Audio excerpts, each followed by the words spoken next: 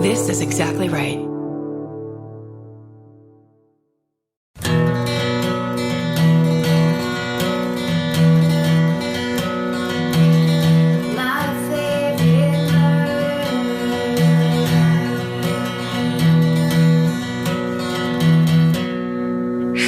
Hello.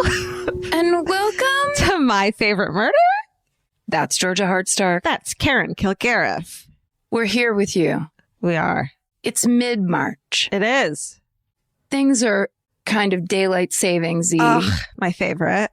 Chilling. I know, me too. It's just like lifts this fog of darkness, I guess. Literally. Literally. Although I do, I'm an early bird. Oh, that's right. And So do you like dark in the morning or dark at night? Yes, I do. It's cozy, right? Yes. It's like going to camp or something. There's like, because also then, like you're saying, there is a fog, literal, that's out, and it makes me feel like I'm just up and at 'em. Yeah, you're like alone in the world a little. Mm-hmm. Time for journaling. Time for introspection. Coffee and a good journal. And a good, get it on the page. Solid. You know what I do like about waking up early, which I now have a puppy, and so I do more often, which I love the idea of it, but I'm definitely like a late sleeper. I had that thing of like when I worked and went to school my whole life, I was like, if you ever get a chance to sleep in, you're fucking taking it. And so I still do it to this day. Can I just question you on going to school your whole life? That's a lie. That's a fucking lie. How dare you shame me? How dare you lie on this podcast? Can I point out you is were being real rave after rave. That's where right. I was learning. And I wake up at 8 a.m. for it. But yeah, I still stand, like naps and sleeping in to me are like, if you can do that in your life, then you are a rich woman. Yeah, true. But waking up early is like, I love the idea of getting stuff done. But also when you take your puppy for a walk before 11, you can pretty much wear whatever the fuck you want. And no one questions it. Like if you go for your walk with your puppy at 1 o'clock in the afternoon and you're wearing your bathrobe, there's like a change in the questionable mental image of yourself. Your neighborhood's mental image of you. Exactly. I thought she was classy. Yeah. But slippers and a robe at 2 in the afternoon, that's just like, that shows my level of depression. Right. Yeah, no, to keep that under 9 a.m. if you're going to do that kind of curlers in the hair action out in the streets. Don't take that to the streets. That's private. But, I'll say in the exact same way, sometimes if it's early enough, I'll put on clothes to go onto the elliptical machine that are tighter than clothes I would normally wear. It's my new thing. And that feels good to me personally, privately. Yeah. To do that. Yeah. Where I'm like, I know what I'm aiming toward. I know what it's for you. I'm looking at myself. Yeah. But then I'll be like, I should go get the mail. Yeah. Because I'm essentially wearing a like a spandex outfit. It's like running to get the mail in a unitard. Oops, just gotta slip out real quick and grab the mail. Oh well. That kind of gets the heart racing. Tell me if this is offensive, but I've coined my pandemic look, which I really hope lasts, even when I leave the house, is new mom chic. Yeah, but not offensive. I'm not a new mom, nor will I probably ever will be. But damn, that like, fuck it mentality of like, I have other things to think about than what if I worn these sweatpants for 3 days and there's cat hair on them. And part of that too is coming into your 40s and 50s where you start to realize, who gives a fuck? It's crazy. Who sees my outfit? Like you truly begin to just release that grip of concern about like the show of the show. Yeah. And instead it's like, drink it in. Yeah. Because this is the best I'm doing. That also happened to me very much when I started working like high stress jobs that I was at all the time, where I was like, well, then the best you're going to get are some boot cut jeans, a nice pair of clogs, and basically the same sweater every day. That's true. What am I supposed to do? One could argue that there's like a and I had to put makeup on today for a thing. So there was like this like, oh yeah, there she is kind of a feeling. So, yes. But that doesn't need to be every fucking day. No. And also I find you can slop on pretty much anything. But if you have a nice eyeline mascara combination, Cat eye, kind of a solid natural lip, but still a pronounced lip. You're talking my language. Because, hey, look, and anyone's ever looking at your kind of like bust head, shoulders up anyway, unless they stand back and really like take you in. Which they should. Which they will. But, that was always my thinking, where it's just like, this is, I'm going to worry about the part that I know for a fact people are going to address, and everything else can't be my problem right now. No, I feel like the pandemic has fast forwarded us all to that point, all like 2 years. You know how everything's like smoking takes 5 years off your lives. Well, the pandemic adds 6 years of not giving a shit to your life. So we've all fast forwarded it to that. Feel that comfort of like, a reasonable shoe, you know what I mean? Where it's just will anyone ever go back to heels? Why? Only on stage. That's like, I have so many things that I'm not getting rid of, even though I'm like, I'll never wear that again because of the idea that maybe we'll tour again someday. Yeah. And it'd be like, well, I'm going to want that. Newsflash, we're touring again. All right.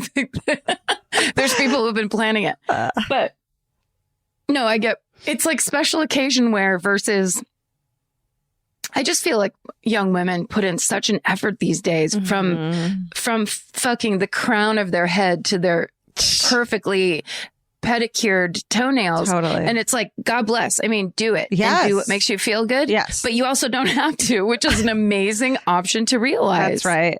And you're still a hot piece. You just are. Know that. You absolutely are. It's also hot to put on like Budweiser pajama bottoms and a huge sweatshirt and pile your hair into a knot on the top of your head and go to the red box machine. Amen. And ugly hats make your fucking shade your face. So who cares if they're ugly?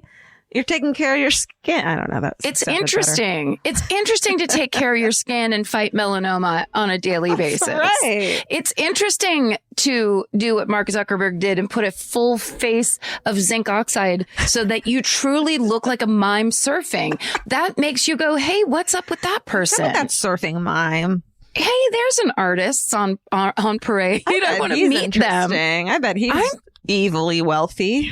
I think we're all going to be interested in much different things than we ever were before pre-pandemic. Hey, speaking of things we're interested in, right? What are you interested in? What are you interested in? Oh, you mean these days? Yeah. Some wrecks, some hot wrecks? Sure. Oh, I want to say one true crime update real quick. Sorry, I just asked you a question and then cut you off completely. Don't worry about it. That's how we do it. The case of Kristen Smart is heating up. Have you seen this? It's like a 20-year-old cold case that everyone is kind of like, we fucking know who did this. And maybe there's some shoddy, because she's the Cal Polytechnic in San Luis Obispo student who disappeared while she was being walked home by the prime suspect.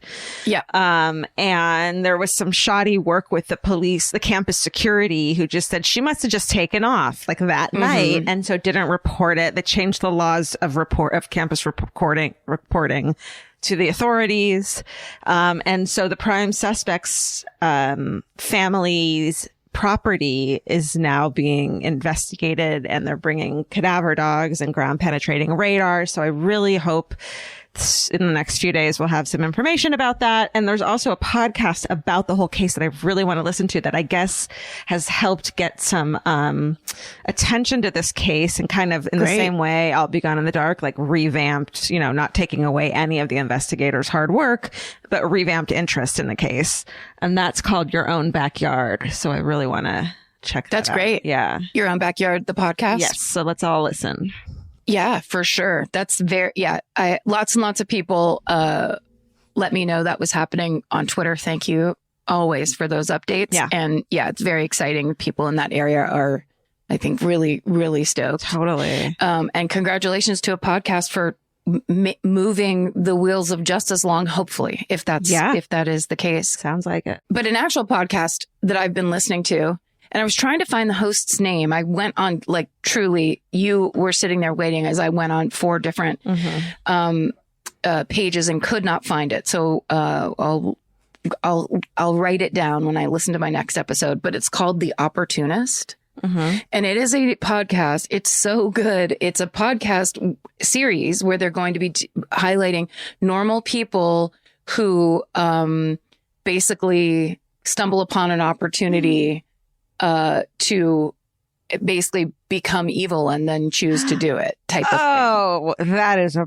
great idea. It's a great idea. And this first one is pretty mind blowing. And it's essentially about an online cult. So it's pointing to this new habit that people have of kind of like, you know, it's the Facebook, structure of living vicariously, living on the internet and living vicariously through the people you meet and the things you read and what you choose to believe and what you're being fed. That's on social Reddit? Media and the internet. I think it's mostly Facebook, and it is really mind blowing. And anyway, so I highly recommend. Are these people accidentally stumbling into like scams, or are they choosing to just completely exploit? There's a woman, you have to listen to it, but there's a woman who starts this website, and she basically has a daily or a weekly internet radio show where it starts out that she's a Christian. Then she starts saying that she is the daughter of God and that she is getting messages from him. And the messages have to do with chemtrails. They have to do with aliens. They have to do with the coming apocalypse and it's really, it's pretty textbook cultish, but there are plenty of people that follow her that insist it's not.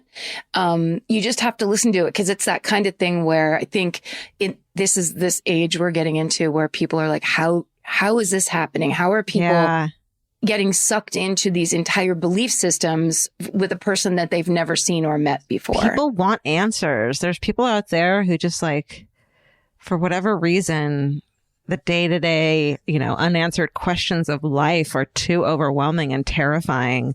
And so people are lonely. They fucking work. They work a ton. There's no meaning sometimes in people's lives, which I totally understand. It's like, when they find something that resonates, because oftentimes the people that start these things, oftentimes they start with the good intentions of if you're lonely, if you want to worship with other people, like this unifying thing of we're all the same religion or we have the same belief. And then it kind of spins out from there. And like, well, how about this one belief too? Why don't you take that on as well? I'm reading. Yes. So that's called quick. That's called The Opportunist. Just as a reminder. Awesome. It's great. I'm reading a true crime book called The Forest City Killer by Vanessa Brown, about a serial killer from London, Ontario from 50 years ago. So like I think it's like the 60s. And she's a really great, it has Michelle McNamara vibes. She owns a bookstore. Her and her husband own a bookstore. And she also is I guess there's like people who are experts at rare writings. So they're able to they take old weird letters and stuff and are able to figure out their historical worth and their monetary worth just by understanding the vernacular and the language and stuff like that. So she's totally that alone is so fucking fascinating, but she's also obsessed with true crime. And she gets a lot of characters coming in the bookstore and she suddenly finds the serial killer that she'd never heard about before. She's from London, Ontario. She'd never heard about it. And suddenly everyone has a story about it from back then. And so she just is like, I gotta write the book. I think I read this book too. I think we got it in the mail. Yes. By it's great. A publishing company. So it's called The Forest City Killer. And I highly recommend it. Awesome. What about TV? Are you still in your Sopranos mode? Oh, yeah. An episode a night, probably 2, because it's so good. The mother in that should have won all the awards. Yeah. Tony Soprano's Nancy, mother. What's her name? Nancy. God damn it. Hold on. Now I can only think of Nancy Spungen.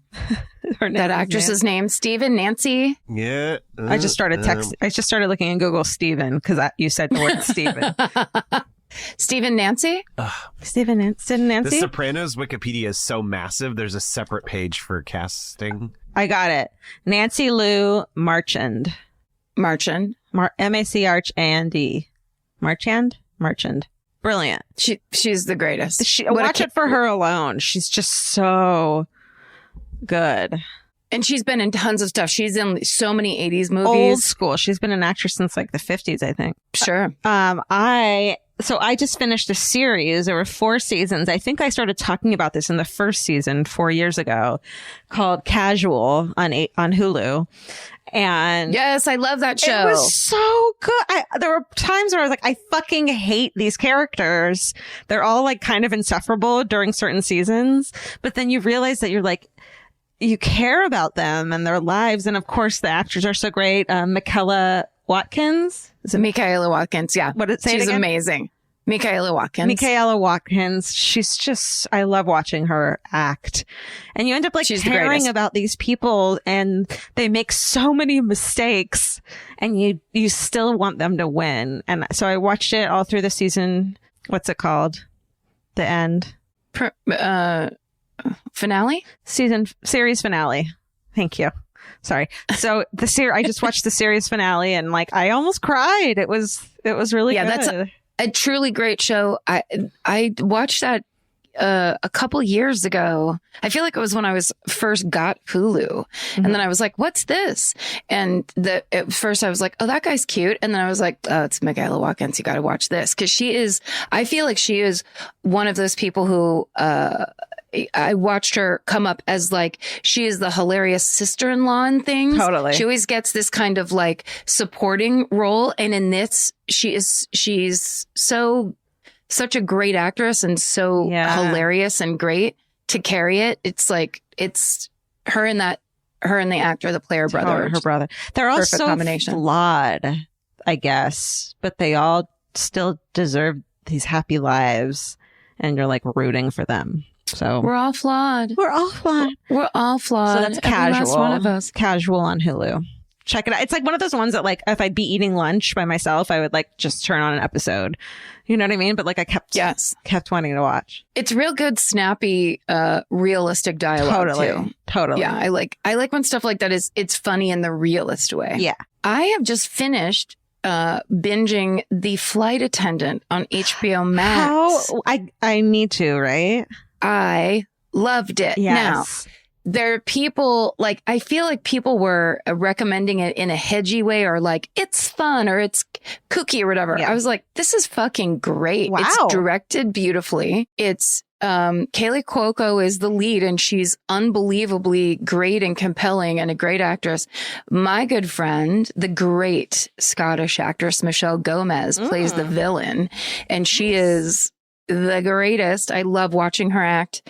It's such a good show. Everyone in it, the casting is like perfection. It's great. I need it. This is what I need. Also, it's just like, it's a bunch of stuff happens. It's a really good pace. It's kind of crazy. And it's that kind of thing when you lay there and it's just like, it entertains you in every way. Yeah. This will be my new lunchtime. I need an episode show. Lunchtime. I don't know what it is about lunchtime where it's like, I don't want to just sit. I've been on my computer all fucking day. I want like a break, but I'm a latchkey kid. So I have to watch something on the TV while I eat. From 3 to 8. Yeah, that's right. So I'll sit and put something on and it's like a little break. You know what I mean? Mm-hmm. So absolutely. I don't know. Yeah. I guess in my mind, it was like everyone has a lunchtime show, right? So it's just me. My newer thing lately, at the beginning of pandemic, it was like anything goes, do whatever you want all day long, figure it, like just slap whatever together. Unfortunately, now you have a lot of time to figure it out. Yes, exactly. You can test out you can do any kind of pattern of a schedule. Phase, but since like the holidays, I've been trying to get up early, drink the coffee, get the exercise out of the way, answer emails, like kind of I actually realize I love structure. I always rebel against it because no one can tell me what to do. Mm-hmm. But then I sit there going, yeah, but I can. Like fucking relax. Yeah. Relax and just do the things. It's super easy. Stop making drama out of something that's just a job, just a email, like read the email and answer at the end. Dude, but I think that was, but you and I were overwhelmed in the beginning, we had so many emails and so many things we were supposed to be doing. And we were all alone in trying to figure it out all the time. I felt like transferring to Zoom somehow made it that we had more meetings than before. You know what I mean? Like we have more meetings now than we ever did. Well, you also have a way bigger staff for Exactly Right and a lot more going on. So that's why. Is this bragging corner? This is brag about how fucking hard running a network is, corner. We love it. We love it. We're the luckiest. What was I going to say? Hold on. What were you saying? Is it about emails? Emails. And getting things done, structure. Oh, thank you. On this tip, and you and I both do this, is my therapist has been telling us, and I'll get this wrong, but I'll make it sound right, is that procrastination is actually, it gives you a little bit of an adrenaline rush once you finally get the stuff done, that you become addicted to it in a way where it's like you get a little high off procrastination, which is why it's so hard to change that pattern of procrastination, is because you're actually getting something out of it. I think it's like when you think of your brain as like a reward system, it makes so much sense that you become this animal who gets something out of putting things off. And that's totally like, you and I thrive at last minute deadlines. We're both really good at that. And I think like end up putting out some great content. Well, also the thing that I've always known, and this has to do with,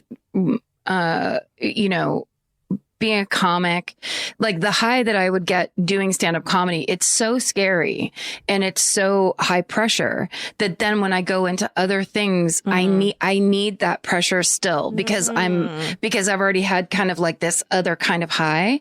And so, anytime have a writing job, that's a pretty chill thing until you have a deadline. Yeah. And then it becomes this bizarre dance of like, how much are you going to push this deadline? Totally.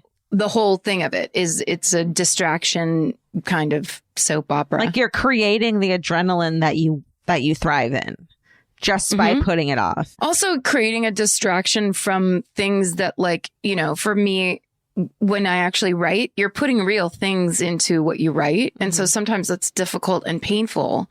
So instead you're just kind of like, oh, I can't do it right this second. Right. When actually you're just like, just do it. Just barf it up. Who cares? Totally. But I care, I guess. Do you want me to read you a quote? Please. A real good quote that sometimes I leave this same notebook in front of me on this desk. So I'm here. It's the same notebook for all the Zoom calls, for all my therapy appointments, for random podcasts that I'm listening to. And this is, this was when I was listening to that Insecure in Love book that I've been listening to. That's so good. And it's so much more than just attachment theory and all that kind of stuff. It's just kind of like how to be better at having relationships and be confident and self-compassionate. Yeah. Here's a quote from that the author quoted. And it's from August Wilson, the playwright. Confront the dark parts of yourself and work to banish them with illumination and forgiveness.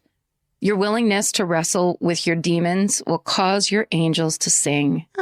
Use the pain as fuel, as a reminder of your strength. Wow. Someone write that in fancy calligraphy and put it in a frame for me. I love it. How about a cross stitch? How about a beautiful cross stitch of that? And that was actually about turning in an assignment that August Wilson had. No, that's not true. Well, we just gave everyone an assignment, an art assignment. So let's see who does it last. Whoever does it last understood the project. The skippers will do it last. Should we talk about business? I haven't even looked at this piece of paper. Oh, there's a merch explosion taking place at the My Favorite Murder merch store if you're interested. Today Vince was like, hey, I'm going to order some merch off your store. Do you want anything? I was like, what? So there's a new Elvis design, St. Elvis. Yeah. And so he's going to get a St. Elvis shirt. Very sweet. He likes you. I think that guy likes you. I think he likes me. I think that guy likes you. You should text him right proud now. of us. Should I text him? Oh my God, text him right now. Oh Just see what he does. Okay. So we have a fucking spring 2021 merch explosion. Do you see what that first thing said? Stay out of the woods. Jay. That can't be Jay. Stay out of the woods. It's so funny. Sometimes everyone, like, they'll get one word wrong. What was the other one? Oh, what was the fuck you one? Oh, here's the thing. Fuck you. Fuck you. Instead of fuck everyone, which is so much more aggressive than here's the thing. Fuck you. Here's the thing. Fuck you. That's not merch. That's just something you can yell hanging out your car window if you feel like it. So we have a new Stay Out of the Woods. Nope. We have a new Stay Out of the Forest design that I love so much. It's so like charming. It's very cottagecore, actually. It's so cottagecore. Bees. Bees made it. Bees designed it. Bees made it. There's a new fuck politeness design that's so cool and like 70s looking. Yeah, and then we brought back the toxic masculinity design. So there's new shirts that you can get in like new colors and options. And, of course, there's koozies always in the merch store. Go over there if you feel like it, if you have any leftover money from your stimulus check. That's myfavorite.murder.com, and then just go to the store. You know how websites work. You're not. You know how our website works. You're not. We've been talking about it for 5 years. 5 years. And speaking of us, while you're on the website, if you are in the fan cult and join the fan cult, which it's $40 a year, and you get merch, that like exclusive merch and exclusive offers on it. And you also get a lot of videos and stuff like that and extras. And one of those are videos that we're doing now of low stakes advice that we get from the fan cult. We answer on video. And we have a lot of fun with them. So you can head over to the forum, the fan cult forum, submit your low stakes advice questions and answer other people's questions if you want. And then perhaps we'll answer your questions on a future fan cult exclusive video. Do you have just a problem? Not a huge problem. You're not going to do your taxes or anything. You do. I mean, we all have some big problems, but just take those the little things that are bugging you. That's what we can help you with. Yes. And not much else. And please, no questions about fire safety. We can't. Did you see the drawing? Someone sent us a picture of the drawing, and she did it the day that our minisode came out, where we were talking. There was even more stories bag? About do not. Yes. But it says fire instead of flower on the front of the bag. I posted it on our Instagram. So check it out. It's so funny. It's hilarious, and it's very true. Now we have to we have to continually reverse the information that we gave and tell people that flour, yes, it does not belong on a grease fire because it will catch on fire. That's because right. Apparently that's what flour does. People listen to us. I put it up on Instagram and I wrote, this is going to stick with us, isn't it? Because it's gonna. Well, if we keep talking about it, it is. Well, if we just tell everyone to shut up, it won't. But man, that art was good. I was really impressed. So good. A person just dropped everything she was doing and made some hilarious art for us. Proud of her. Also, someone did that. I wanted to tell you and show you. I don't know if you saw this. It was when we were talking about, here it is, an artist named Breenie. She did the art of the praying mantis, and it says Burbank, anything can happen. It's Burbank, baby. And then it's like, did you see that? Yeah. Stephen, will you have Jay post that? Or who is praying mantis? You post so it great. It's Burbank, baby. Anything can happen. It's so good. Should we do Exactly Right News Corner? Sure. I think we found this out in a meeting and freaked out that on That's Messed Up, the SVU podcast, the guest this week is Wyclef Jean, the incredible musician. I just think that's the coolest guest, isn't it? Guess. Well, it's right up there with I Said No Gifts has Search Parties John Early. That was the second one I was gonna. Is America's Sweetheart. So yeah, I mean, there's some great guests happening this week on the Exactly Right podcasts And it's Paul across Holz's, the board. Paul Holz's birthday this week. Happy birthday, Paul Holes. Check out Murder Squad. I want to tell you what what for his 1 year I Said No Gifts anniversary. So he has an I Said No Gifts account on Instagram that I highly recommend you follow. It's just funny. It's because he's funny. But he always posts photos of like what he got as a gift that week. So he has this video that he posted of showing all the beautiful gifts, and he's placing them one by one into a big metal trash bin, and then he sets everything on fire.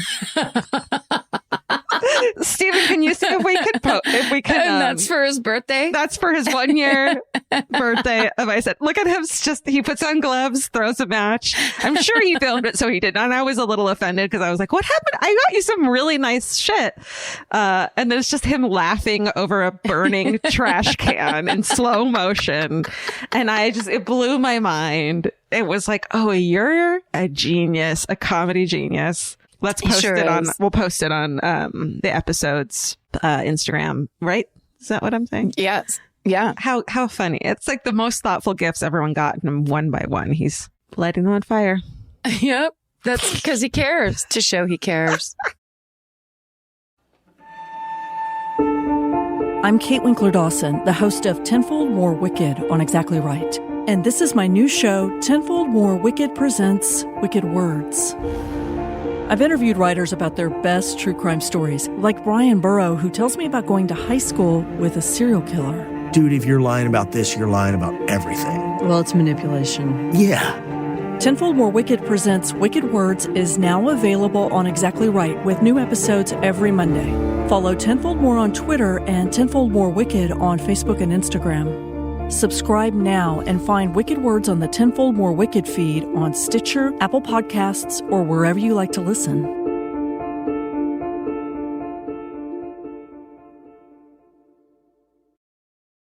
All right. Should we get started? Should we tell each other some stories? Okay. I think you're first, right? Okay. It's true. It's me. Okay. Steven, yeah? Yep. I actually had Jay text you today because I became absolutely convinced that you were also doing this same story this week. Because last week when we talked about Samantha and her hammer, the viral video where Samantha Hartsoe went through, she found that she could take her medicine cabinet off of her apartment bathroom wall and go through it. And she did it, which is horrifying. Yeah, I feel like you're so disappointed in her for doing that. It's just not smart. Anyone could have fucking been in there in any corner. There was no lighting. She was being cute, but imagine having to get back out. I just don't like it. Squatters' don't rights. Do it. Squatter rights are real. Stop doing things for the gram, everybody. But underneath that thread, which I got sent, I would say 126 times on Twitter. Thanks, everybody, for caring. Underneath the thread of that, which I always love to see, I love people's reactions. I love to read people being hilarious. And I knew there would be a varied group of reactions. But then a very interesting thing happened, which I really liked. And also I saw it in the thread there, but then also listener named Melissa, her Twitter handle is @CMouseRun, SEE Mouse Run on Twitter. She sent this article as well, but under the thread of that, an article was posted from 1987 from the Chicago Reader called "They Came In Through the Bathroom Mirror: A Murder in the Projects." No, by reporter Steve. It's either Bogira or Bogira, and everybody was saying, this is like everybody's freaking out about how creepy this, funny TikTok is. Yeah. It really happened. It could be like, this is the alternative of what you went through. The option. Well, it's basically the other direction. And this is the thing you're fearing about what's happening to her has happened to someone in real life already, is what I'm telling you. And so I'm now going to tell you about the murder of Ruthie Mae McCoy. Oh my God. Almost all of this is based on this Steve Boguera's, a Chicago Reader article from 1987. The majority of it, but there's also information that was from a different article that the same reporter wrote that was kind of a follow-up, and also information from a Reddit thread of unsolved mysteries and a Wikipedia page. So I'm going to read you. We'll start with the second paragraph of this Chicago Reader article by Steve Boguera. Ruthie Mae McCoy, 52, went through much of her life afraid. She was hounded by paranoia. Her fears weren't soothed by her dwelling place the last 4 years, a high-rise building in the near South Side Chicago Housing Authority project known as ABLA, where the van dropped her off this Wednesday afternoon, April 22nd. She lived in one of the 7 15-story brown Y-shaped towers, hers named the Grace Abbott Homes, the most dangerous buildings in ABLA. A claustrophobe in a closet might be more at ease than a paranoid like McCoy in an Abbott high-rise. The buildings feature dark, malfunctioning elevators, pitch black stairwells, and cocaine and PCP addicts on nearly every floor. Wow. Fiends are really lurking in the shadows here. In these towers, you're crazy if you're not always looking over your shoulder. McCoy lived at the end of a corridor on the 11th floor of the building at 1440 West 13th Street. Jeez. So that's how that article starts. And I will basically try to sum the rest of it up for you because it is an unbelievable and very dense story. But that's so basically chilling. Just that first paragraph is chilling. So here's how it starts. At 8:45 on the night of April 22nd, 1987, Chicago's 911 dispatch gets a call from a 52-year-old woman named Ruthie Mae McCoy. She lives in the near west neighborhood of Chicago in a public housing complex called ABLA in the Grace Abbott Homes high-rise building in apartment 1109. And she's calling to report something unbelievable that's happening in her bathroom. In a panicked voice, she tells the dispatcher, quote, "Some people next door are totally tearing this down, you know," end quote. Ruthie's disjointed sentences make it hard for the dispatcher to understand what's actually going on. He asks her if people are trying to break in, and she replies, "Yeah, they throwed the cabinet down. I'm in the projects. I'm on the other side. You can reach my bathroom. They want to come through the bathroom." Unsure of how to categorize this report, the dispatcher sends police to respond to a, quote, "disturbance with a neighbor." The police are so slow in responding that 911 dispatch gets 2 more calls, one at 9:02 and another at 9:04, almost 20 minutes after the first 911 call, both from neighbors of Ruthie's reporting that they've just heard gunshots in apartment 1109. Oh my God. So when the cops arrive at about 10 after 9, 4 police officers bang on Ruthie's door and announce themselves, but no one answers. One of the officers tells dispatch, "We think there may be someone in there holding somebody." The officers have dispatch call back on the number Ruth called in from, and they listen from the hallway as her phone rings and rings, but no one ever picks it up. One of the officers radios 2 others that are standing outside of the building and tells them to go down to the housing office that's a block away to get the spare key to Ruth's apartment. When they come back with it, the key doesn't fit. So then they discuss breaking into Ruth's apartment, but instead they decide to knock on her neighbors' doors to try to gather more info about what's going on. The apartment next door, 1108, is vacant. The neighbors across the hall don't answer. And the neighbors down the hall don't have much information to share except for that Ruth, quote, always answers her door. One officer reportedly tells dispatch, "There's no answer, so I don't know if maybe she answered to the wrong person or what." But even with that grave suspicion and 2 separate reports of gunshots being heard, at 8:48, 38 minutes after trying to contact Ruth, the police give up and leave the scene. She was calling in distress from her house, and there were gunshots being reported. Like, you just have to break the door down at that point. And you have no way to confirm with her that the emergency's over. That doesn't make any sense. Yeah. It does if you live in the projects. Right. Essentially is what we're going to find out. Right. A neighbor named Deborah Lasley, who lives down the hall, sees Ruth every morning when she drops by Deborah's apartment to say hi on her way out for the day. And she also drops by when she comes back home on her way back to her apartment. But on Wednesday, April 23rd, Deborah doesn't get any visits from Ruthie.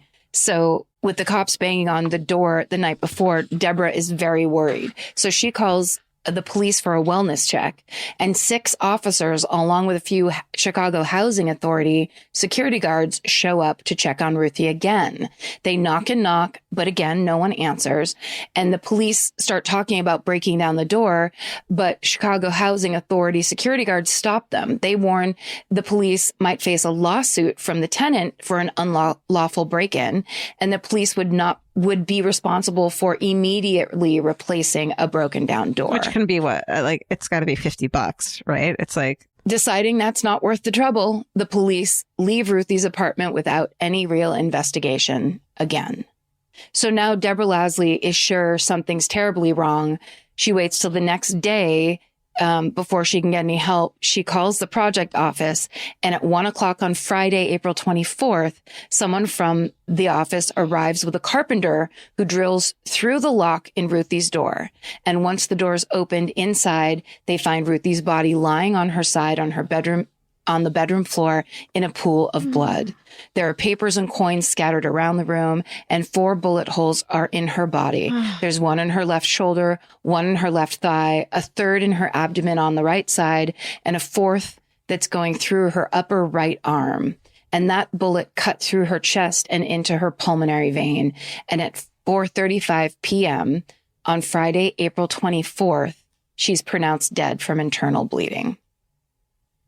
So I'll tell you a little bit about Ruthie Mae Mccoy. She was born in Hughes, Arkansas in 1935, one of 8 children. Hoping to find more job opportunities, the McCoy family moved to Chicago's South Side neighborhood. But of course, work's hard to come by there too. Ruthie's dad eventually finds work loading coal for distribution around the city, but the pay isn't very good, and the family struggles even harder in Chicago. Ruthie goes to Phillips High School for about a year before dropping out in 10th grade, presumably to help with such a big family and by working and by taking care of her siblings. But in her 20s, Ruthie's behavior starts to change. Relatives notice that she talks to herself and experiences sudden fits of rage. And of course, this wasn't a time when mental illness was talked about or widely known. Mm. So there's a chance her family did not know even what was going on with her. Yeah. And even if they did, they didn't have the resources to get her any proper treatment. So Ruthie's mental illness goes undiagnosed and untreated. As she gets older, she works as a laundromat attendant and a housekeeper, as well as holding down other odd jobs. But her declining mental health makes it tough for her to keep any job for a sustained period of time. And in between jobs, she relies on government assistance to get by. Ruthie's mother's a devout Baptist. She raises her children in the church. And Ruthie's brother Haywood grows up to become a preacher. And he attributes all of Ruthie's problems to her stepping, quote, out of God. Mm. He prays for Ruthie's health, but says that for God to intervene, quote, people have got to want help. So when she's 27, Ruthie gets pregnant. Although she never marries. In 1962, at age 27, she gives birth to her only child, a daughter named Vernita. So Ruthie cares for Vernita as best she can, but her untreated mental health issues make it the already difficult job of being a single mother even tougher. Mm. Ruthie's hospitalized several times, and Vernita is placed in rotating care, the rotating care of relatives and friends. And although doctors will sometimes prescribe her medication, Ruthie doesn't always take it. Or if she does, she gets taking it and then she runs out and she can't afford to get any refills. And her problems just start over again. Yeah. As a child, Vernita remembers seeing her mother talk to herself and curse at strangers, but she never understood why. So Ruthie and Vernita spend the next 20 years living in a series of low-income apartments on the south and west side of Chicago. When Vernita's in her early 20s, she becomes a mother herself, But a year later, in 1983, she gets arrested on an aggravated battery charge and is sentenced to a short stint in Cook County Jail. So while Vernita's in jail, Ruthie is left to take care of her 1-year-old grandchild in their Humboldt Park basement apartment until the day that it floods and they're forced out.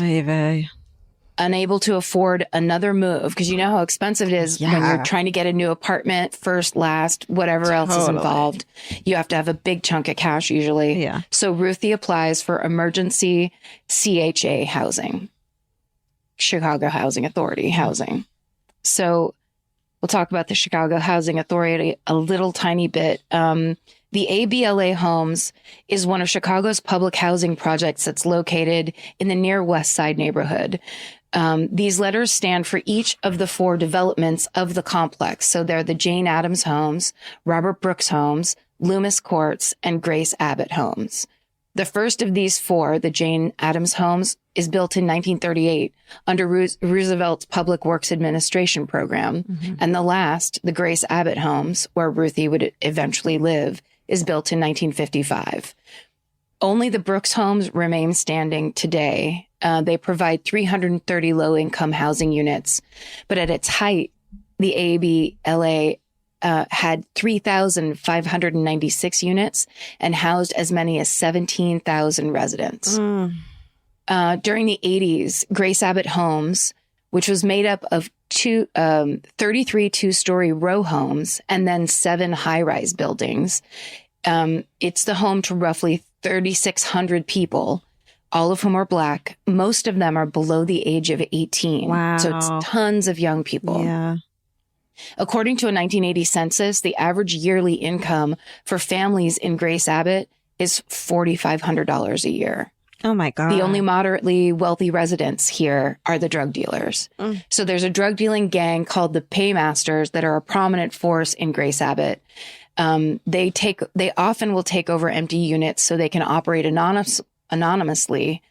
And if anyone reports them to the police, they're known to respond by pouring gas on the snitch's front door and setting it on fire. Wow. So violent crime is rampant in ABLA. And in 1986, the city of Chicago has a violent crime rate, the whole city, of about 22.9 crimes per 1,000 residents.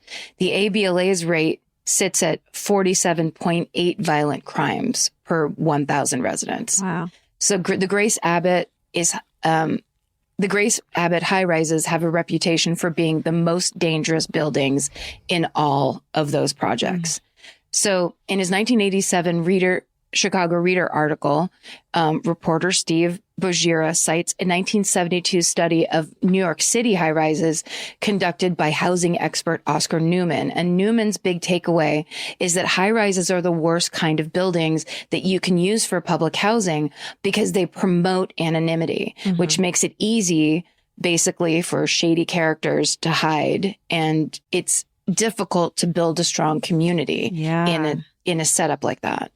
A Chicago historian and architecture expert named Devereaux Bowley Jr. describes Grace Abbott Homes directly in his 1978 book on Chicago public housing, The Poor House, saying, quote, "More than any project built in Chicago to that date, which was 1955, the overall feeling of Abbott Homes is forbidding and the human scale completely lost." Yeah. So, of course, Ruthie is well aware of the ABLA's reputation. So in May of 1983, in need of a new place to live within Chicago's public housing program, Ruthie tries her hardest to avoid winding up in one of those high rises.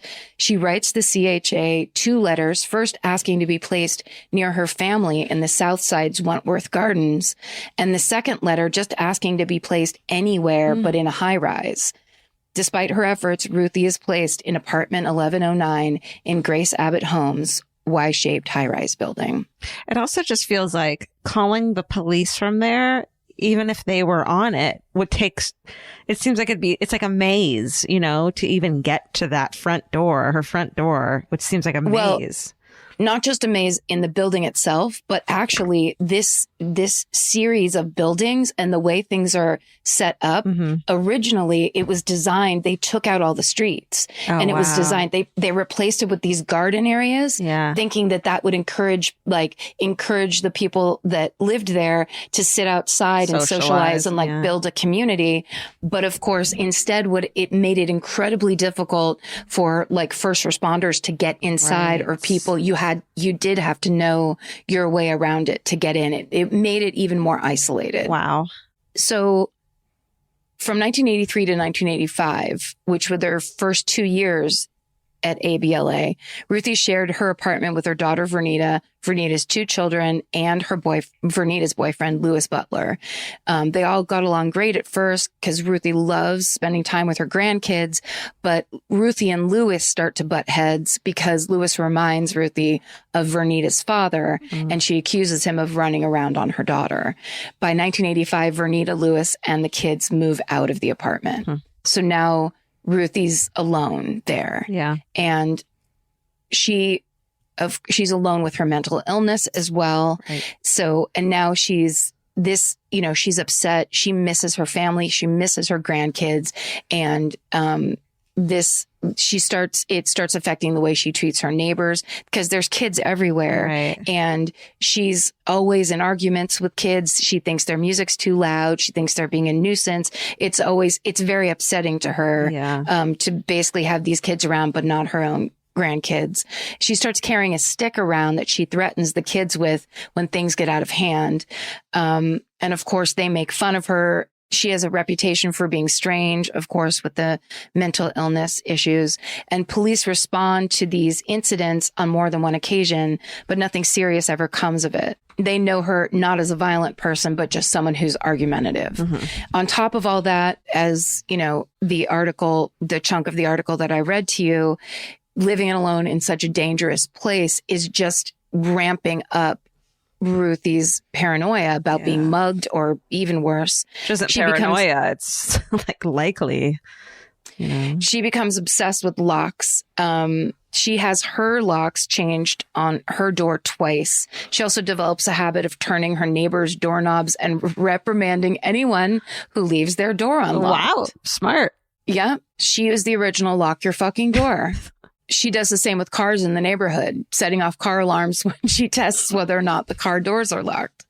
It sounds like my dad. I mean, it is the thing of you already have, even if you were just lived in anywhere, you would already have this. If this was your mental illness, you already have this paranoia, but then you have great reason to be paranoid. So her behavior grows stranger and stranger over time. Of course, neighbors notice that she makes snow angels in the dead of winter. She also, in the middle of the hottest summer, she'll be wearing thick layers. Her weight fluctuates to extreme degrees.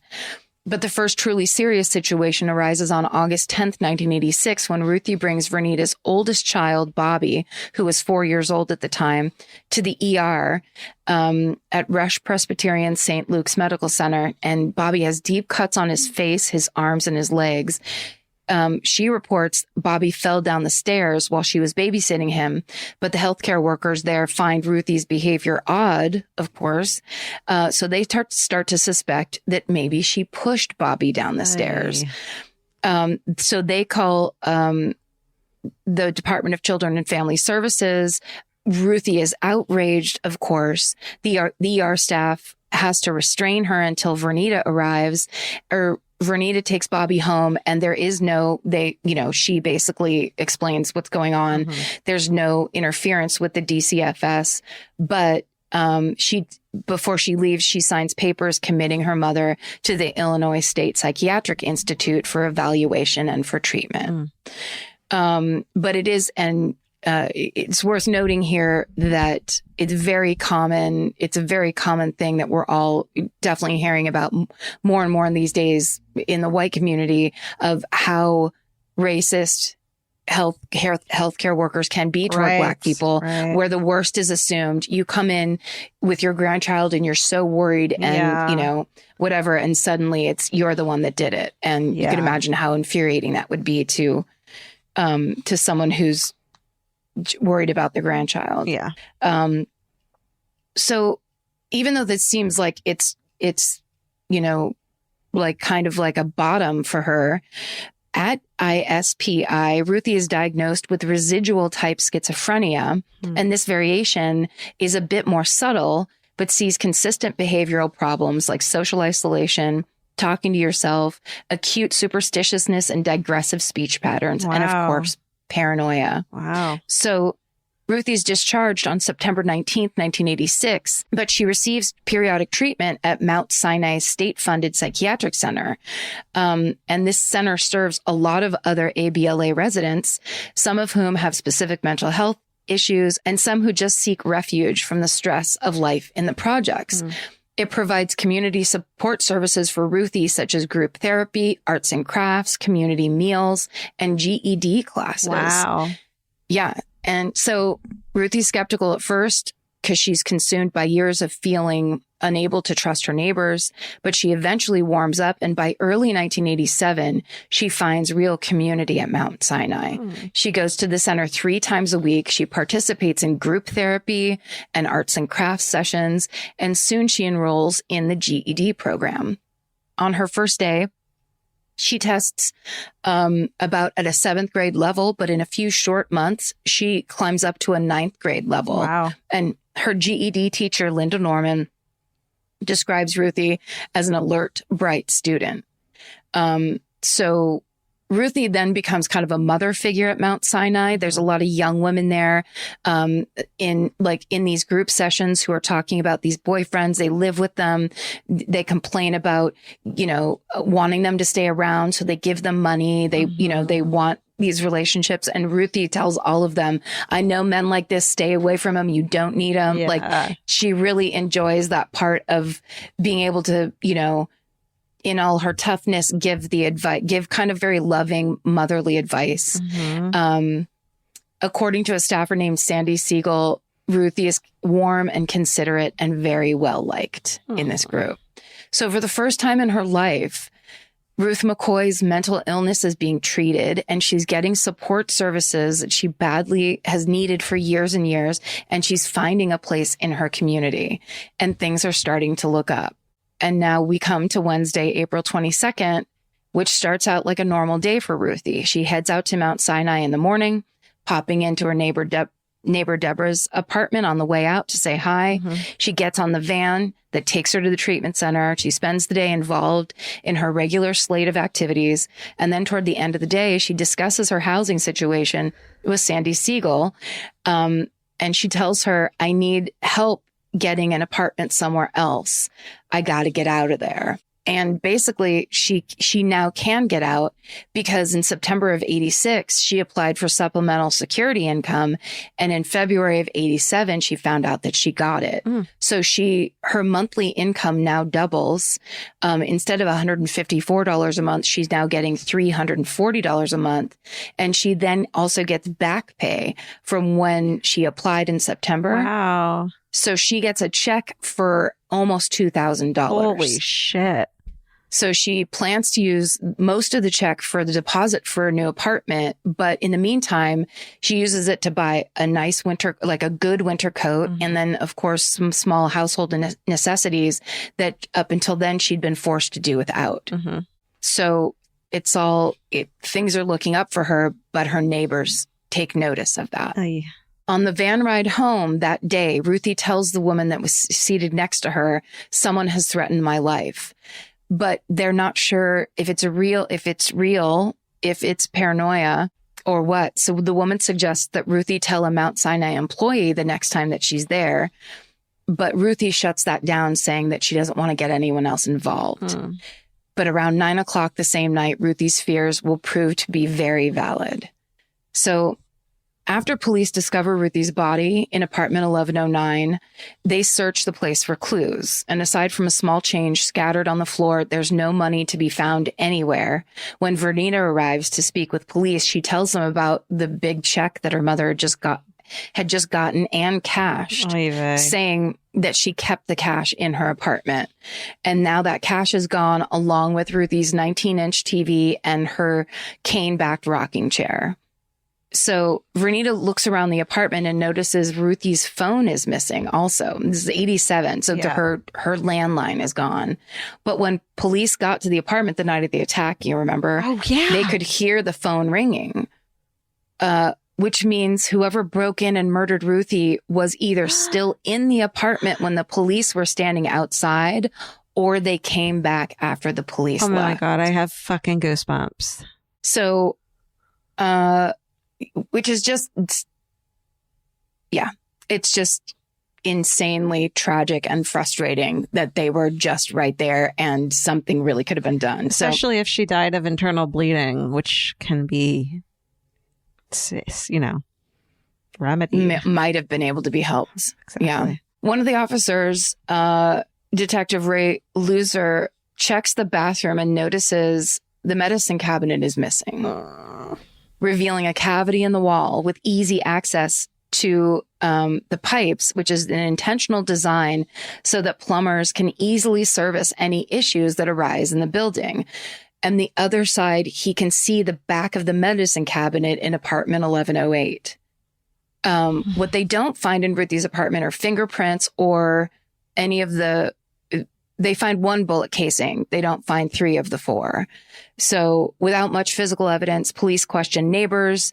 And they also discovered that apartment 1108's rent has been paid through May, but the people who stay there aren't on the lease. And one of these people is a young man named Tim Brown. And he says that the woman leasing 1108 is an old friend who isn't staying there anymore. So she gave him the keys.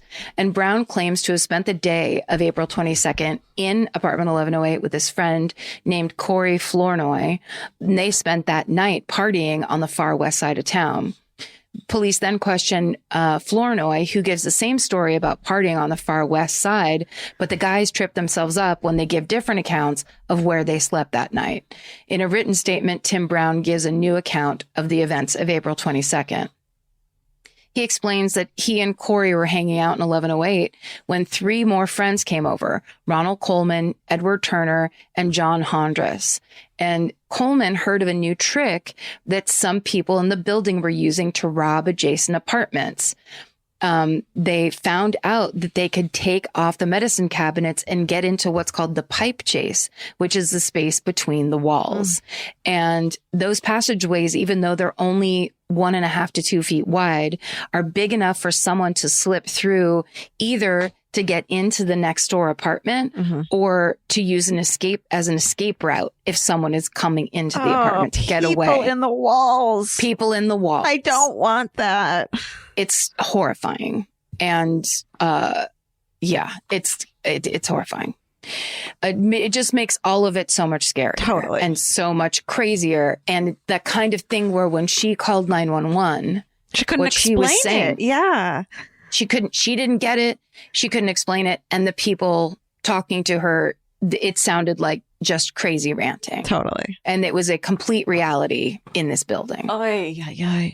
So essentially, Brown, Coleman, and Flournoy say they left the apartment, and that's when Turner and Hondras decided to break into 1109. So Brown, who claims he remained in 1108, he can hear a woman call out, "Who's there?" Then he hears gunshots and sees Turner and Hondras leave 1109, Turner holding a TV and Hondras holding the rocking chair. And he says they came back later to collect the shell casings. So armed with all this information, the police search for Edward Turner and John Hondras. They find Turner first a day later in his nearby row home apartment. And a month and a half later, they find Hondras in his 9th floor Grace Abbott apartment. Both suspects remain in custody until the trial. So the trial begins in March 27th of 1990. So almost 3 years later. What? Yeah. There's no media coverage. Yeah. This murder does not make the Tribune. It doesn't make the Sun-Times. No one hears about it. So the only person in the courtroom who comes in Ruthie's support is her brother, Willie, who testifies for the prosecution, talking about Ruthie's life and her character. Wow. And because the crime scene had been tampered with in the days between the murder and the discovery of her body, the prosecution has to rely on witness testimony to prove the case.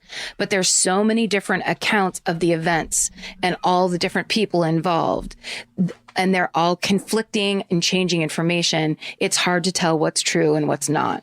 It takes 3 years from the date of Ruthie's murder for the trial to begin, and then the trial itself lasts 2 years. But in the end, there isn't sufficient evidence to convict anybody of the crime, and both Hondros and Turner are found not guilty. Oh, my God. In 1988, Vernita sues CHA for the wrongful death of her mother. She argues that the design flaw of the building allowed for her mother's death. Yeah. That it was extremely preventable had CHA made the medicine cabinets more permanent fixtures. It's unclear if she ever won that case. Oh, fuck. So that information might be out there. Yeah. It's just that couldn't find it. But the problem is the Chicago Housing Authority, especially in the beginning, everything slowly became about saving money. Right. So originally the plan was every building was supposed to have 3 janitors. It all came down to 1. They would skimp on every single thing. They wouldn't fix anything. Yeah. Of course, lights would go out in hallways. They would, they would never be replaced. Totally. Or there was a janitor he wanted to remain anonymous, so his name wasn't in the article, but he was talking about how you had to go and get, from the housing authority, you had to go get the light bulbs and then you'd put them in and people would take them. Oh, of course. Because people needed things like light bulbs and like that, or people were smoking out of the light bulbs. Totally. So basically it was just easier, and everyone just had to adapt to this thing of that's why all the hallways are dark. Yeah. Even though there's no exterior lighting, it's not like there's windows. So in these hallways, right, they even had daylight. It was just dark pitch hallways. Black. Oh, vey.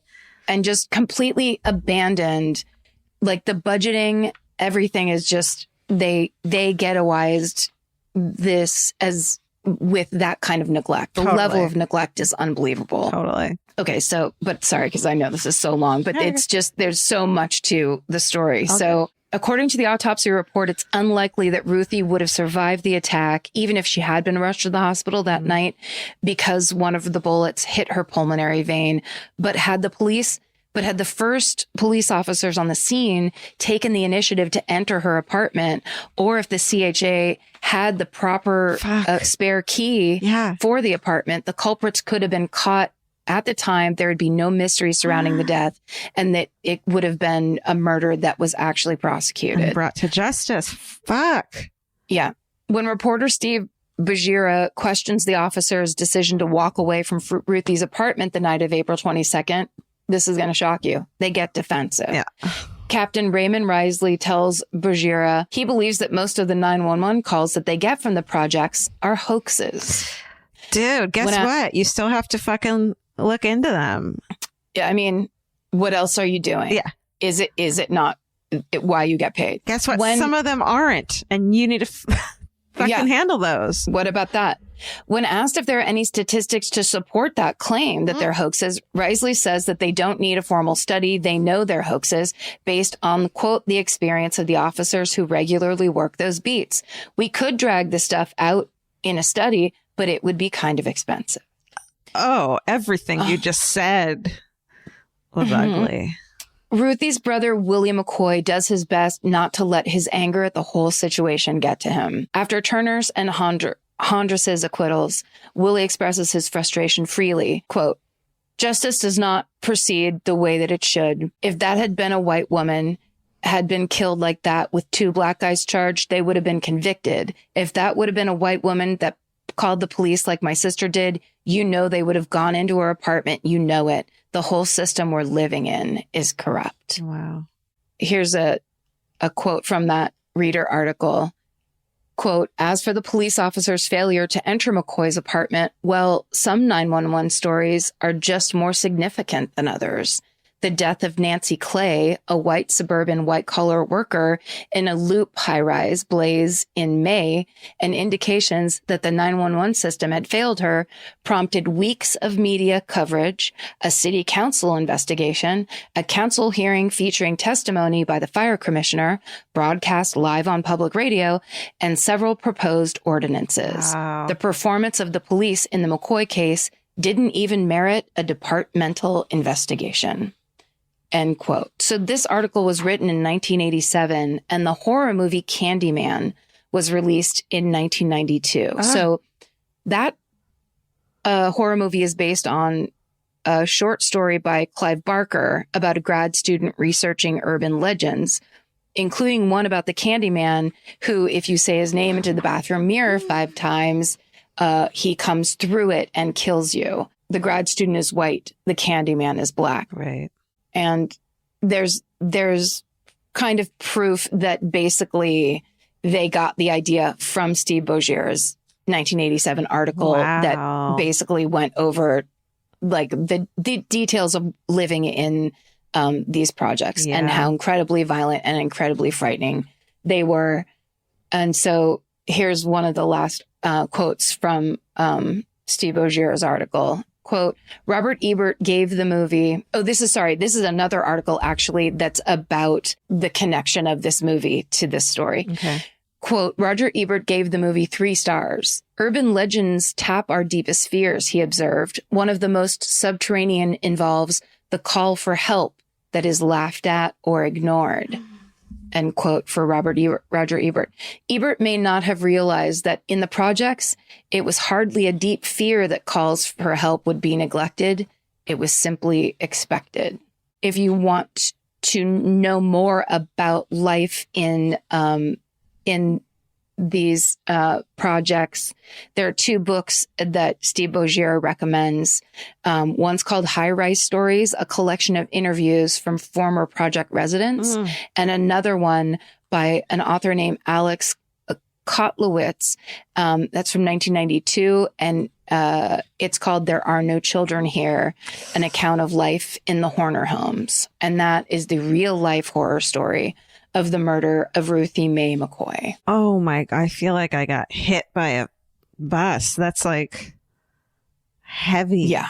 It's just the details of something like that where you think, oh, it's like, yeah, from the outside, it's like, I remember seeing the picture underneath the thread, and the drawing from the Reader article, 1987, is like, it's almost like skeleton hands coming out of the mirror, yeah, which is of course horrifying and scary, and like a horror movie. Yeah. And then you read the article and you realize that the people in these places, a lot of them were living in a horror movie. Right. And the fact that, just zero follow up on the protocol of anyone of authority involved, from the housing projects not having the right key, and then the officers not following up that night to get the correct key, whether or not they wanted to break the door down or not, to the 911 operator. Yeah, it's just nobody cared. Nobody cared. Nobody cared. It really is like, the big banner you put on it, I think in discussions with people who really know what they're talking about, is like, this is an example of systemic oppression. Right. This is that example of, if you have to live in these buildings, and then this is what you have to live with. And then when you live in a place like that, why wouldn't you want to get high? Why wouldn't you want to escape that? Right. Why, like, this, the idea that these things kind of feed into each other. And then from the outside, there are people who feel justified in saying, they're like that kind of, they're doing it to themselves idea. Or you don't matter as much because that's your place in life, and you need to stay in your place. As if it's your choice. Right. As if it's your choice, and not that's this very rigged system. Totally. Yeah. There's actually a documentary. It's a documentary called The Pruitt-Igoe, I-G-O-E, The Pruitt-Igoe Myth from 2011. That is so excellent. And it examines the development and failure of a 1950s housing estate in St. Louis. So St. Louis, but it's so similar in the reason they were built, the people they put into it and just threw them away. And, what happens when you house people in that situation and take away street names and, don't take care of the building. So it's called the Pruitt-Igoe myth. And I highly recommend it. It's so incredible. It looks like it's on Pluto for free. I feel like if you don't know what it's like, and there's documentary footage of that time. It's really excellent.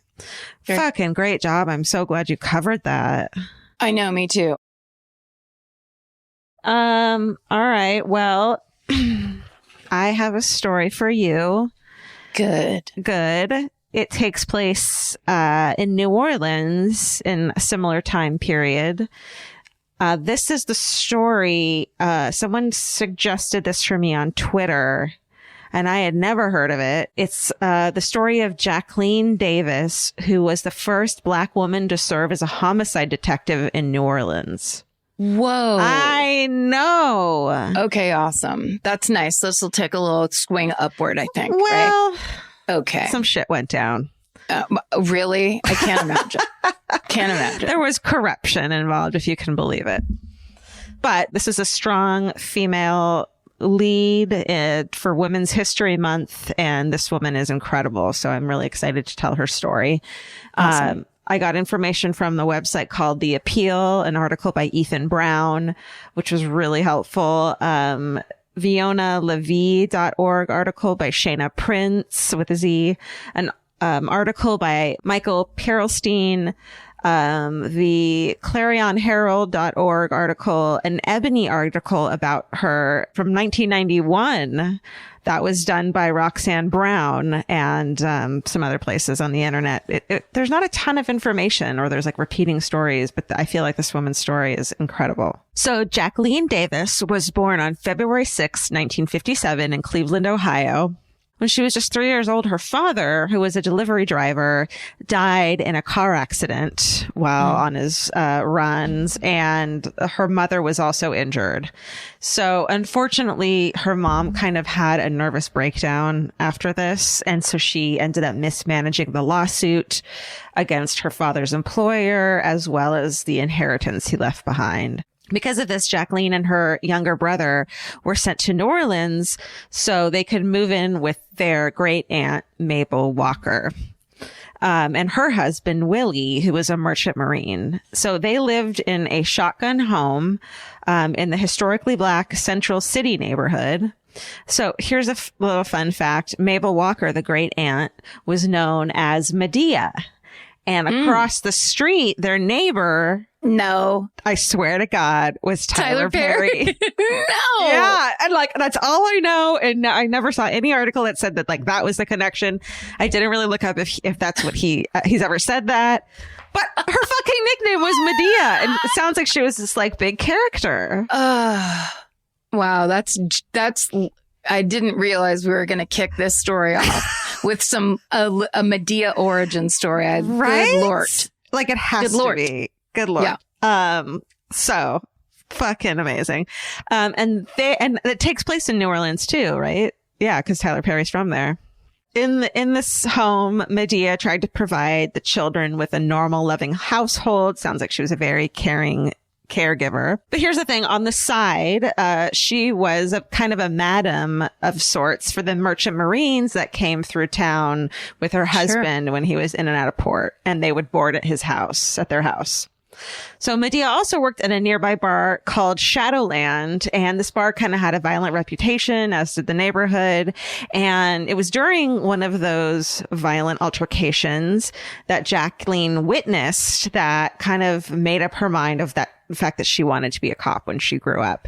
What happened was she witnessed a man brutally assaulting a woman near the bar. And she says she remembers watching as the man punched and bit the woman.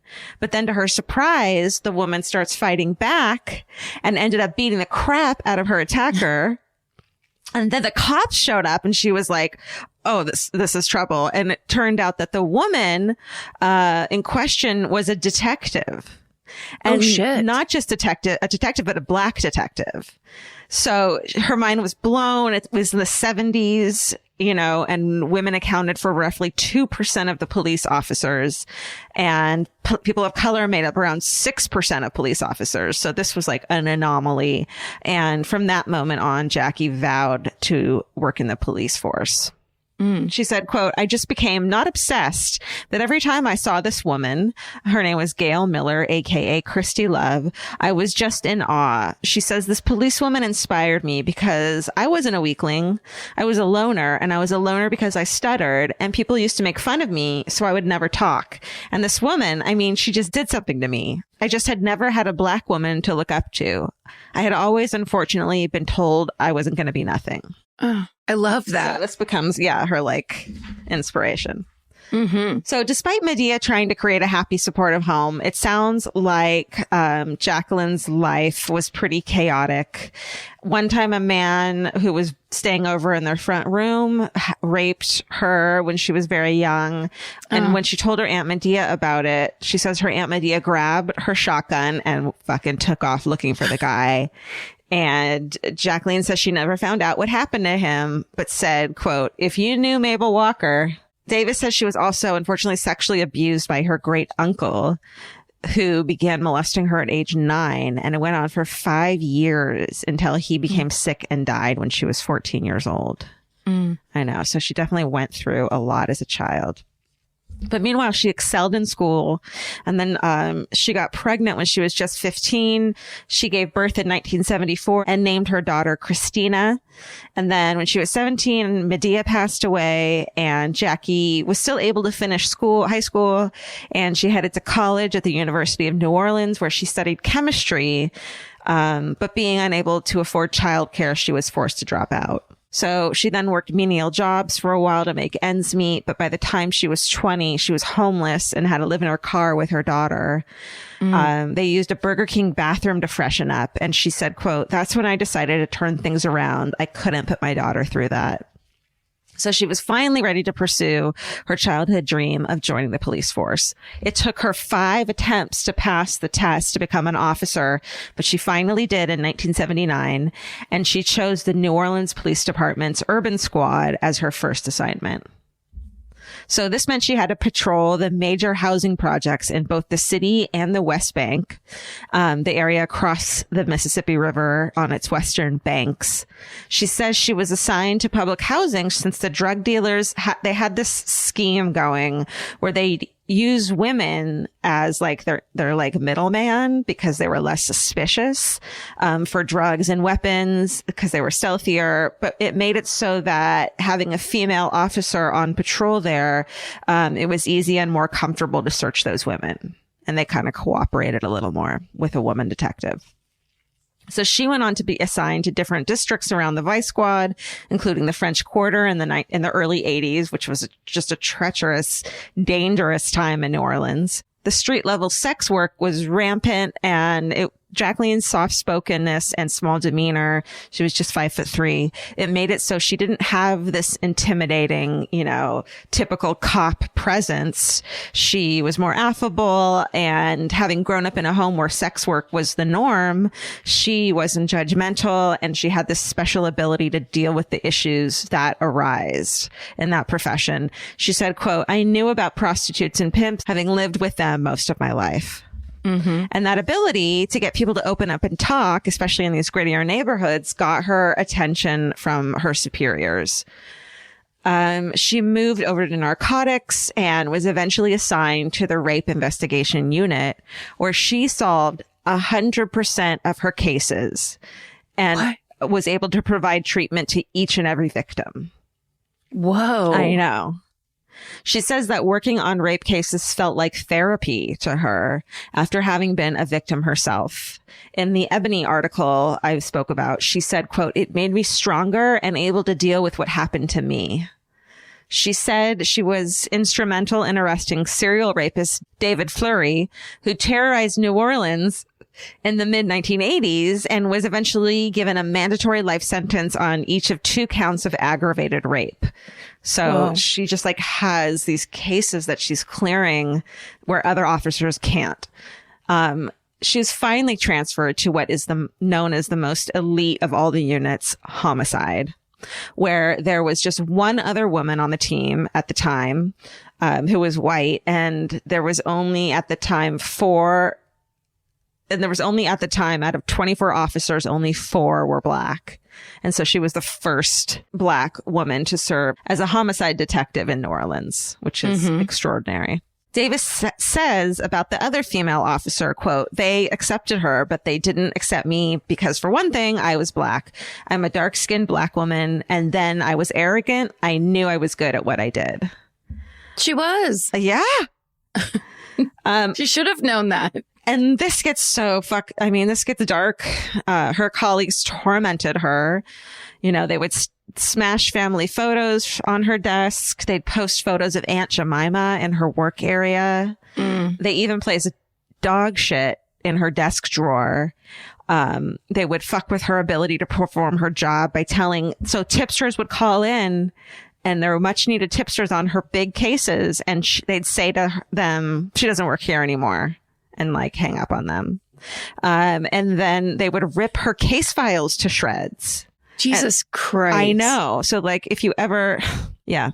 I mean, it's the thing of like, yes, you've gotten here, but you've had to work 10 times harder than anyone else at it, which means you're 10 times better at your job.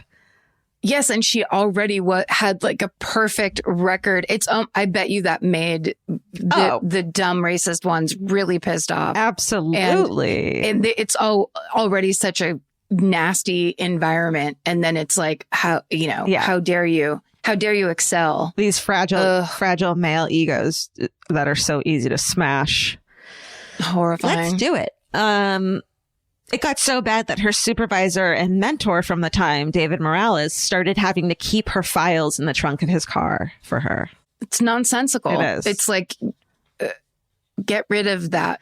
Yeah, and it's like you have this hope that you join the police force because you want to do good, and like, it boggles the mind. He said, quote, "As bad as it got, she never complained. She just wanted to be accepted, and she would take whatever they did to her." She persevered, and despite the aggression she endured, her track record was stellar. She solved 88 out of 90 murder cases assigned to her in the 1990s. Jesus. And she's in her mid-30s at this point.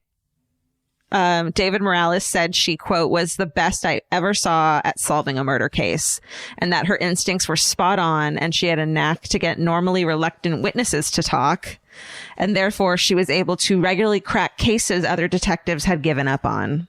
Wow. On one murder case where the perpetrator found out that she was the detective assigned to the case, turned himself in saying, quote, "I figured you'd catch up to me anyway." Whoa. I know. It's just like they're running, and they turn and look around behind them. They're like, oh, fuck this. Forget it. Yeah. Forget it. New Orleans was a notoriously dangerous place at the time, as I'm sure you can imagine. In fact, between August 1986 and December 1986, there was a gunman on a killing spree.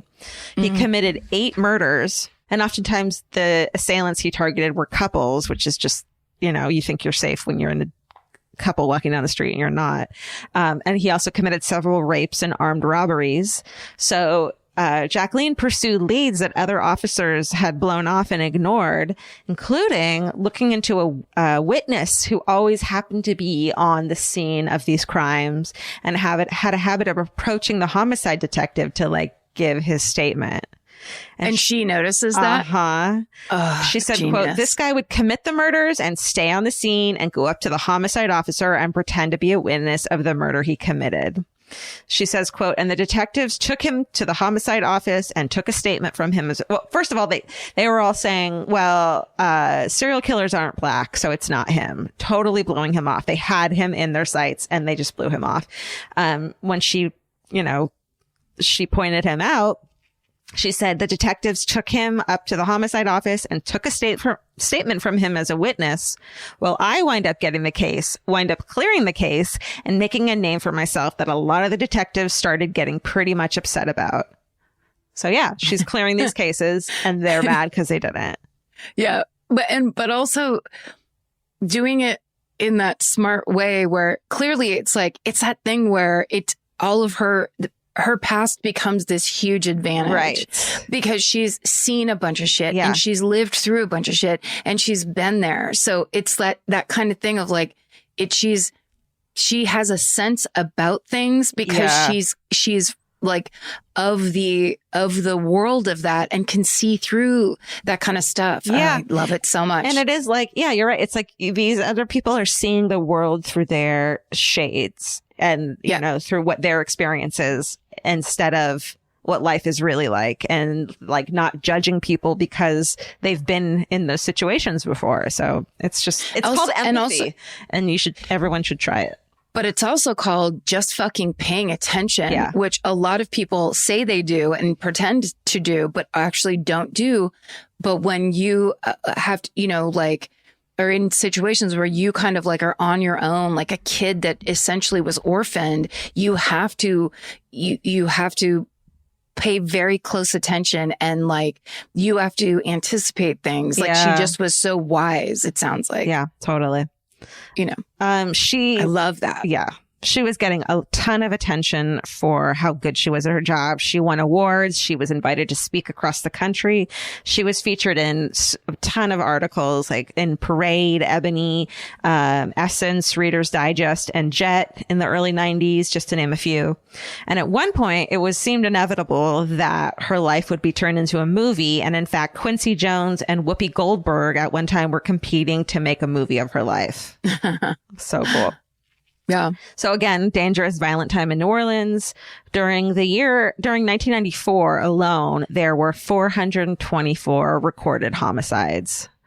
Mayor Mark Morial said, quote, "The city's soul is in jeopardy." One murder victim was 9-year-old James Darby, who had just written then President Bill Clinton a letter begging him to help stop the violence in his city. He wrote, he's 9 years old. He wrote, quote, "People is dead, and I think that somebody might kill me. So would you please stop the people from deading? I ask you nicely to stop it. I know you can do it." 10 days later, on Mother's Day, he was in a park in New Orleans when he was shot and killed by a stray bullet that had been fired by a 15-year-old who was trying to settle a score with a rival. And I think that got headlines.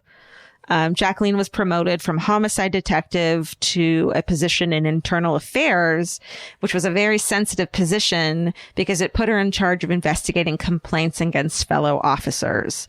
So they already have a grudge against her. I mean, this is like doubling down on that. Yep. She slipped up on one case when she gave conflicting, contradictory accounts at a civil service hearing against an officer regarding her surveillance of that officer. Basically, when she was asked if she saw her colleague, who was accused of protecting and using cocaine with a known drug dealer at a residence, she said she didn't, but later she contradicted herself and said that she had seen him.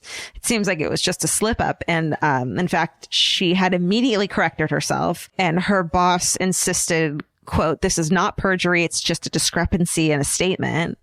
But she was still suspended from the New Orleans Police Department for perjury for 30 days. So it definitely seems like they tried, you know, if it had been someone else, someone that hadn't been so, you know, hadn't had so many enemies, she would have been fine. But because it was her, they wanted retaliation. Yes, of course. Yeah. So over the next 8 years, Jacqueline was shuffled around to different districts, worked a lot of night shifts. And though she continued to earn departmental commendations because of her excellent work, this like hype around her started to die down. And I'm sure the hype rubbed a lot of people the wrong way too, because they thought they deserved it somehow, or they had these big egos. Or they were just jealous. Yeah. Yeah, exactly. The hype surrounding her started to die down, which she says she was a little relieved about. It seems like she was kind of an introvert.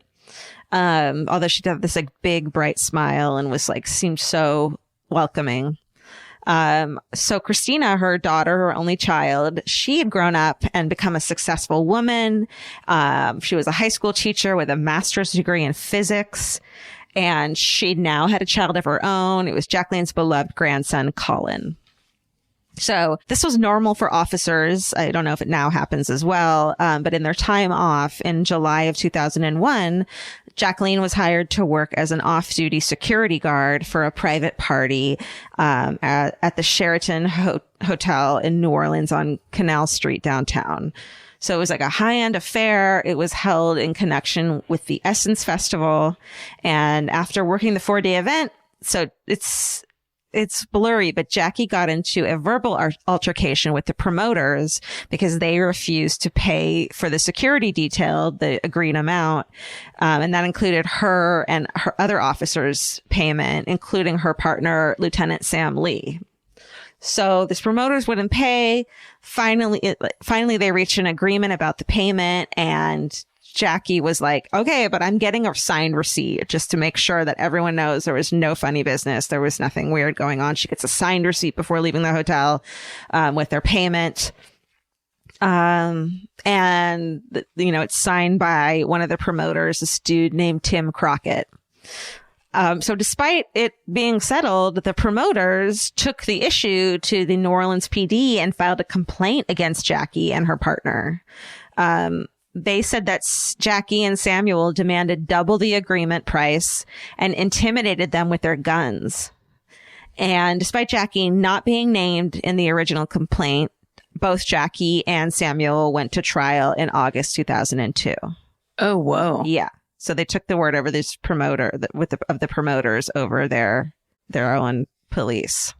Which, of course, everyone should be looked into. It's not like, Right. But this is a person who has like a stellar record, right, and has busted her ass and done it all, and still is like, the second anyone comes in and goes, she may have fucked up, it's like, well, then Exactly. That is that thing where it's like, how much more can you give? Yeah. What would this be like if it were a white man, Yeah.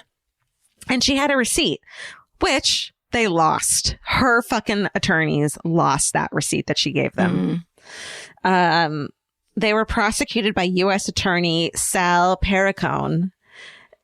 Jurors were never able to hear her side of the events, including, of course, her unwavering argument that she was innocent, because her attorney didn't want her to testify, since it would give prosecutors the opportunity to question her about that way back perjury charge. So it's almost like, yeah, you got a slap on the wrist way back then, but it's going to haunt you forever, and it's going to come back and bite you in the ass, So like, it just sucks. That was from 1994, and it's 2002 at this point, and they would still be able to question her integrity. So, right. And they lost the fucking signed receipt. So the acting U.S. attorney, Jim Letton, admitted that Davis's role in the case was not equal to her partner, Lee's, a fact which then led them to offer her a generous plea bargain for her testimony against Lee, who was, of course, her friend, which she refused, despite the fact that she said they threatened to add a tax evasion charge if she didn't cooperate. Wow. Yeah, which sounds completely illegal. Ultimately, Jacqueline Davis was indicted in federal court on extortion and conspiracy and ordered to pay $2,000 in restitution, and was sentenced to 30 months in federal prison. No way. Yep. So one of the most celebrated cops in the history of the New Orleans PD, who broke down barriers as the first Black woman to become a New Orleans homicide detective, had a near perfect record of solving cases after 21 years of experience. Davis, now 45 years old, was sent to federal prison and suspended from the police force. Her daughter broke down in sobs at hearing her mother's verdict. She left behind her daughter and 7-year-old grandson, Colin, who told her that he wanted to grow up to be a police officer just like her. Mm. After she was locked up, it emerged that Tim Crockett, the promoter who had filed charges against them, had a history of extorting money, having given a bad check to a nightclub in New Orleans just a month before the incident with Jackie. And that charge was dropped when Crockett made those payments a couple weeks after Jackie's trial. So the prosecuting attorney must have known during the trial about those bad checks and never rigged. It's called the Brady violation, essentially. He had a bunch of other lawsuits against him going due to financial disputes, some of which resulted in judgments against him and his company. And none of that was disclosed at the trial, even though it sounds like it's inevitable that they knew about it. Yeah. Both Lee and Davis filed for acquittals. They were unsuccessful. Jackie served her 30-month sentence. And it sounds like she was put in general lockup. And so she was like, I'm a police officer. That's really dangerous for me. But a lot of the women in prison with her had heard about her and read about her and were like, we got your back the whole time. Really? Yeah. Oh, I genuinely was so fucking worried. I know. Like, yeah. This is bad. Oh, they're like, they got you. You're a Which legend. says Yay, so I love that. much. It says so much if you're a police officer in prison and they're like, you're cool. Yes. Yeah, she was a legend. So she served her 30-month sentence. It drained her bank account, all the legal fees. Her telephone and electricity were turned off. Her car was repossessed, and she was forced to move into a halfway house in New Orleans. So she's this celebrated figure, and this fall from grace is so dramatic and awful. Push. A push from grace. Push from grace. That's right. Her 20-year career as a police officer was over.